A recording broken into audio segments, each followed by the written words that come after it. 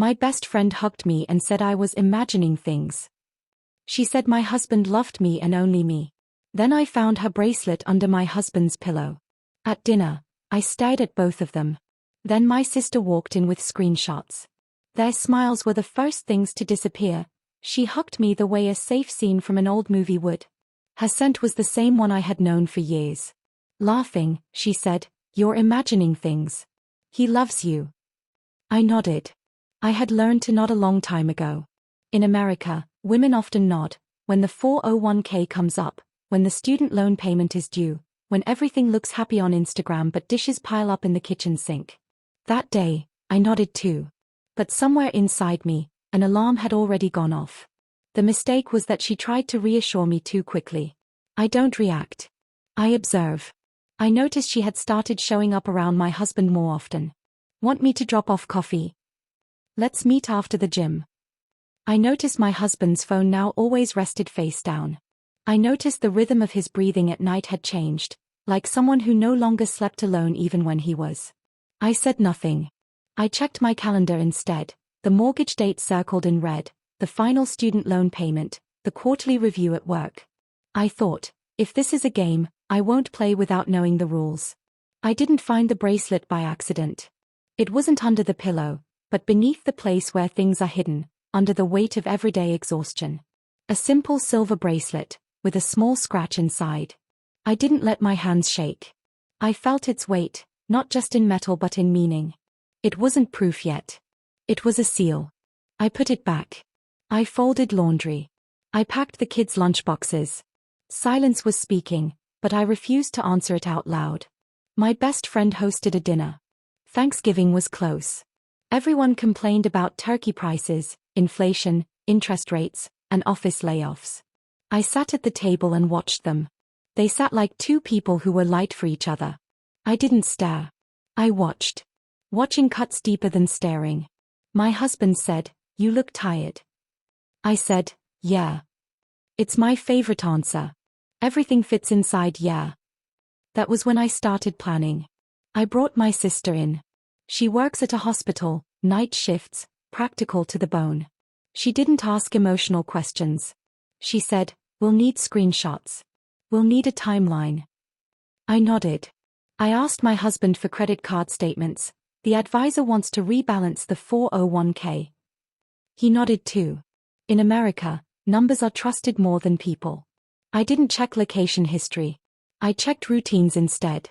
Gym hours. Coffee shops. Parking receipts. This wasn't checkers. It was chess. Christmas came with its office party, lights too bright, wine too cheap, smiles too forced. My best friend squeezed my hand. "Everything okay?" she asked. "Perfect," I said. I noticed her bracelet again, the same scratch. She changed sleeves, but scratches don't change. I asked casually, "Where'd you get that?" She laughed. "A gift." "From who?" "An old friend." Silence took another step forward. I stayed within legal lines. I didn't record anything illegally. I didn't open messages that weren't addressed to me.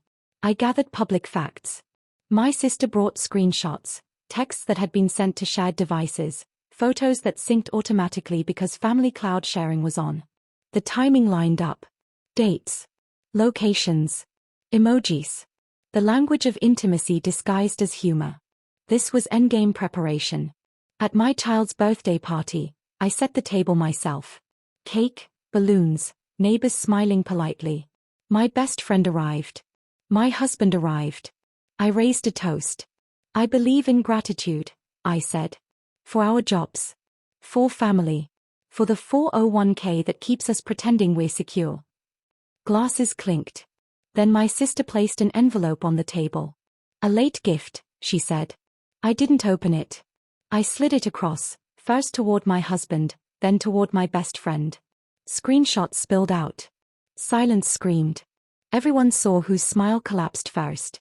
My husband said, "This is taken out of context." My best friend said, "You're imagining things." I said nothing. I took out a lawyer's card, clean, plain, boring. I said, "This is legal." That was it. I didn't say the word divorce. I didn't say names. I didn't accuse. I presented facts. That's how games are won. The outcome came on its own. In offices, rumors don't matter, consequences do. HR reviewed policies. Friend groups quietly rearranged themselves. Thanksgiving invitations changed. My husband asked for a settlement. I asked for fairness. The last student loan payment cleared. The 401k was rebalanced. The house was refinanced. I didn't end up in a trailer. I didn't move into an apartment. I stayed in my suburban house, but it felt lighter, like something heavy had been set down. People ask me, why didn't you react? I tell them, I was planning. Silence speaks if you give it time. It was a game. I read the rules. I studied the board. And the final move was legal, clean, and made in front of everyone. No one pointed a finger. But everyone understood what happened, and why.